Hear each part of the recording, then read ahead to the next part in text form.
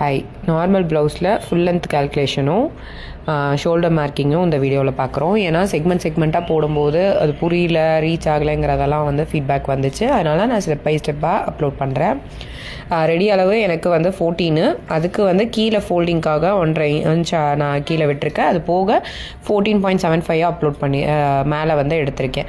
ஏன்னா நம்ம ஸ்லோப் எடுக்கும் போதும் ஷோல்டர் ஜாயின் பண்ணும்போதும் நம்மளுக்கு மேக்ஸிமம் வந்து 7.75 நம்மளுக்கு தேவைப்படும். அதனால் அதை எடுத்திருக்கேன். இப்போ நம்ம ஷோல்டரோட வேல்யூ, ஃபஸ்ட்டு வேல்யூவே நான் ஷோல்டர் தான் எடுப்பேன். அந்த ஷோல்டர் வேல்யூ நான் எப்படி மார்க் பண்ணேன், ஷோல்டர் கால்குலேஷன் போனீங்கன்னா கொஞ்சம் பெரிய டாப்பிக்காக இருக்குது. பட் ஆனால் நார்மல் நெக் அப்படிங்கும் போது நான் நெக்கோட டெப்த்தை பொறுத்தும் இது மாறும்.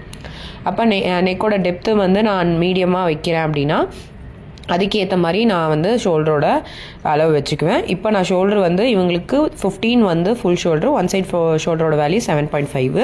பட் ஆனால் நான் இவங்களுக்கு ஏன் 6 வச்சேன் அப்படின்னா டெப்த்து வந்து ரொம்ப கம்மியாக தான் இவங்களுக்கு நான் எடுக்க போகிறேன்.